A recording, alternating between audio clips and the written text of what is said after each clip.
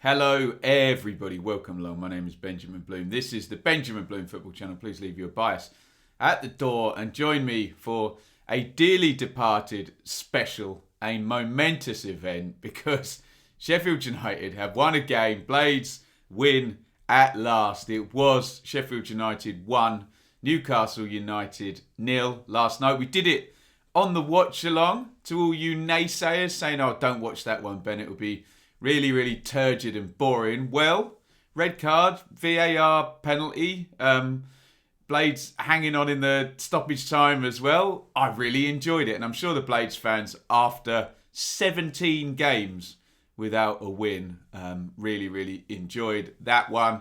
And to all you churlish people who are going to say, they're still bottom, they're still probably going to go down, who cares? I've supported a team that stunk out a complete season. Let them enjoy it when they do get the win, and you never know what's going to happen, though. I have looked at their next fixtures, and it may be a few weeks before another win, but there you go. Let's enjoy this one on our Blades friends' behalves. There are the teams. Ramsdale in goal, Basham, Egan, Ampadu sits in O'Connell's place. Osborne and Bogle are the wing-backs. Stevens and Baldock expected back, I think, at the weekend. Lundstrom, Norwood and Fleck is three players that they used in the Championship in the absence of Sander Berger. McGoldrick and Burke up top ahead of Sharp, Mousse and Brewster, who are all on the bench. Chris Wilder's been very infuriated by calls for him to change his shape or his system, etc. He's going to do it in the second half of this one, though, so watch out for that one. Look at a couple of those subs there ahead of time. Brewster for Basham being the key one on 51 minutes. Anyway, the Newcastle team. And this is what I was told. Newcastle will sit in and try and create a big chance. One big chance in the game for Callum Wilson. That's going to be the game plan. But this is Mike Ashley. This is Steve Bruce. That's the deal, isn't it? Get enough points to stay in the league. And Bruce often is able to do that, isn't he? So Darlow in goal. Fernandez, Shah and Clark are the three centre-backs. Just want to stop on Fernandez a second, who I thought played this role really well, actually, I have to say. Obviously, we'll talk about him with reference to the goal, but in terms of head it, kick it, defending, I thought he was perfect for this system. Dummett and Yedlin are the wing-backs. Then you have, well, that's not entirely correct. Hayden, Hendrick, Longstaff. I had Longstaff more central than that. And Fraser did indeed start the game down the right rather than the left. So take those midfield forward with a pinch of salt and put them in the correct order. Callum Wilson, though, was up top, and he was very much up top on his own. I thought he did manfully on scraps, basically, but I think Newcastle fans understand this is the way it's going, despite the fact, look on the bench there, Joe Linton, Carroll and Dwight Gale, so plenty of possible partners for Callum Wilson, up the top there, but we all know it doesn't matter how many strikers. You have 5 strikers on the pitch. If you're telling everybody to get in shape and behind the ball inside their own half, doesn't really matter about your attacking quality. It's the philosophy and the intention of the entire team that often dictates how many chances you create, ergo how many goals you score. And there is a big chance, though, for Newcastle and for Callum Wilson to get forward down the right. It's a great cross by Fernandez, the centre-half, who was up for the throw. Callum Wilson heads that one wide. And this was all after Sheffield United in the main had all the territory in the possession without forcing one reasonable-ish chance for Dave McGoldrick on the run in the box. Here is Dave McGoldrick with a better chance. Just gets his body shape wrong there, and he ends up, he's sort of virtually facing the wrong direction when he heads that, puts it wide. You can see Ampadu at the bottom of the pitch, a great cross with the right foot from him. However, the big story before half-time, which was a real game changer, or was it? Ryan Fraser, 2 yellows in 3 minutes. You can see Dave McGoldrick just nicking the ball away from him. And you can see Fraser is late. Look at the referee, perfectly positioned to give a second yellow card to Ryan Fraser. I don't suspect anyone's got any complaints from a Newcastle persuasion about that. 2 quick yellow cards in the same position on the pitch by the same player, just kind of waving a flag saying, send me off. Look, I like Ryan Fraser a lot. We had him on loan at my team, Ipswich, indeed, with Dave McGoldrick, who he's fouling there, but I don't think there's any complaints there. And I say a game changer, but really all it meant was there was one less player in the defensive shape rather than, there's a big hole somewhere on the pitch. It didn't. There was already a big hole on the pitch in between Newcastle's defensive mode and Callum Wilson up top on his own. So sometimes it doesn't change the game if the team that goes down to 10 men is already sort of sitting in the first instance. So here we are into the second half. That is Jayden Bogle. He shoots from the angle there on the half volley. Can you just lift that to the back post? They're 2-on-1 there on the back post. And I did mention we need to give some props to Chris Wilder. He saw this and he went for it. It was Basham off, Brewster on, and we ended up with a Chris Wilder back four, so the famous 3-5-2, whatever you want to call it, 5-3-2, the three centre-backs, not utilised. It was, I guess you could call it a midfield diamond or a 4-3-1-2, with Brewster going up front with Burke initially and McGoldrick sitting off, and then it would have been Norwood and Fleck and Lundstrom sat in midfield. You want to call it a flat three or a diamond, whatever you want to say. It was a change of shape and a change of system. And to be fair, those fullbacks stayed really, really high. So Wilder, smart, he knew that he was essentially going to have three centre-halves there against Callum Wilson, who with 10 men was going to get even less of the ball. So a little gamble that did pay off. Sharp comes in to replace Ollie Burke up top. And here is the penalty. So there's the image, but we'll go away from the image. I'll just explain what happens. The ball is put over the top, I think, by Norwood. Correct me in the comments if I'm wrong about that. Sharp and Fernandez are chasing into the box. You can see that they're pretty much side by side, aren't they? Fernandez left arm is ahead of Sharp, but Sharp's legs are ahead of Fernandez. It's pretty much neck and neck. It's two not massively quick players trying to chase in to get the ball. What is of note is that they're both kind of bustling. Fernandez with his left arm, Sharp with his right arm. And just as the bustle kind of stops, in sort of a running motion, Fernandez's hand goes like that. So it was arguable a running motion, but it just skims over the top of the ball and the ball hits his hand.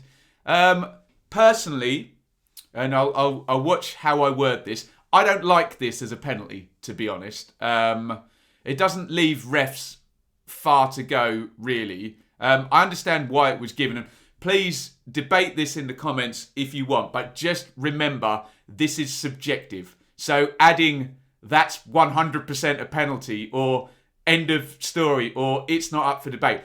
Can we get that nonsense off the channel? It is subjective. It is up for debate. It's not 100% either way.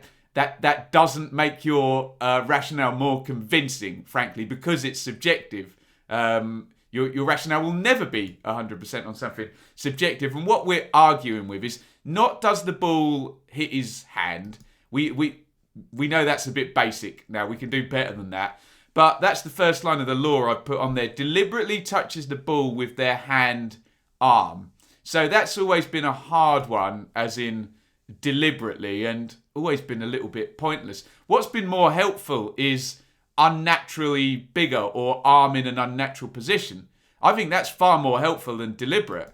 So his arm's not in an unnatural position. That's a perfectly fine running position. Now, here's the interesting one, which almost makes the word deliberate pointless here. Why have deliberate in the laws? Because it says including, so deliberately touching the ball, including moving the hand stroke arm towards the ball. So, if we're in the court of law, and the question is, and I've sworn on the Bible, I'm not a religious man, but imagine the scene for a second, and I'm asked, does he move his hand towards the ball? Yes, he does. So, look, I want to see the handball laws developed. I just think we can take deliberate out now, can't we?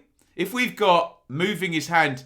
So, if the referees are being told, if the hand moves towards the ball and handles it, it's a penalty, we can take deliberate out. Because I don't think that was deliberate, but his hand does move towards the ball and touches it. And we can give the ref a pass because he's gone and watched the monitor and he'll know the laws better than any of us debating in the comments here.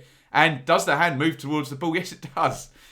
So, look, it's probably a penalty. I was annoyed with it at the time. It's great for our dearly departed and our Blades fans because it gave them a high percentage chance to score from the spot. I just feel that as we work towards the wordings of these laws being better, with VAR in mind, I'm talking about the offside rule and the handball rule law. Excuse me for those pedants who like to pick me up on it. So it's a law, not a rule, Ben. Then can we take deliberately out? Do we need deliberately in there anymore? Because it's irrelevant, is it? Because I don't think that's deliberate, but his hand does move towards the ball. And it can be deliberate or not deliberate, but your arm's in an unnatural position. So can we take it out now, I wonder? Let me know what you think in the comments on that. By the wording, it's a penalty. I just have an issue because he's running, they're bustling. Yes, his hand moves towards the ball. Is he trying to push it away from Billy Sharp? I don't think so, but hey, crystal balls, mind reading, all of that stuff. It is what it is. It was a penalty, but I think we can have a sensible debate about the law and the wording, and particularly my point there, do we need deliberate in there anymore? Just seems to be pointless because there's 2 or 3 things now that that go above deliberate that, make it a bit arbitrary. There we go. One thing is for certain is that Billy Sharp is a goal machine, has been over his career, sends the keeper the wrong way, and it's his 100th goal, I believe. I don't know if that's legal. All comps for Sheffield United, and they get the win. There are a couple of more interesting moments, and I think everybody thought when Rhian Brewster's shot deflects there, you can see it hitting the post, you think, oh, they're going to get a chance now, Newcastle. They're going to get a chance. They sort of do get a chance. It's just a long ball up the pitch, and Bogle chests it back to Ramsdale, and it's trickling towards the goal and just goes wide with about 5 seconds of the 6 minutes minimum stoppage time left. Look, I don't support Sheffield United, but in the watch longer, I was like, oh no, and it just trickles wide. You just imagine the, Chris Wilder's face, but there we go. They do survive. There's the stats down the left. And I know there's the mitigating factor of the red card, but it was a pretty dominant performance in terms of possession territory, not in terms of big chances, really. And obviously, the biggest one is the penalty, and subjective call. Or is it subjective with the moving hand towards ball? Is that fact? But decent performance by Sheffield United. They got the things go for them. Ryan Fraser jumping into a couple of tackles, the handball call. I'm not calling that luck. I'm saying that's things that sometimes you need to just run for you, and those things to happen just to open up that big chance and get the win. So really pleased for my Blades fans. I'm sure Newcastle fans will find it a bit of a sickener given the silly 2 tackles by Fraser and the handball, whether you think it's debatable or not. You have essentially lost to a penalty. They didn't score from open play. Just if there are any Newcastle fans watching, I know we don't draw too many because we're dearly departed here and focused on those 5 teams. But could Newcastle do more with their pattern of play to try and create more chances? It does feel very defensive, but it's almost like if we look at that table that they've got 8 points clear, and they know if they're just hard to beat for the rest of the season, they'll probably stay up. Speaking of staying up, I believe, let's not talk about this as a win in terms of Sheffield United staying up, because they're still, for God's sake, 9 points behind Brighton there. Although Brighton haven't won in 5, have they?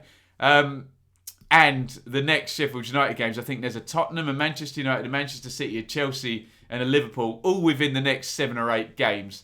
I know you have to play all of them, but you could just really, really do with a run now with a West Brom, a Fulham, a Brighton, a Burnley, a Wolves, a Palace, Leeds, Arsenal. Any of the bottom half teams is what you'd want now, rather than you know, those teams going for the Champions League. But hey, let's not talk about it in terms of Blades staying up. Let's just say it's a rare moment of sunshine in an otherwise not very sunny season.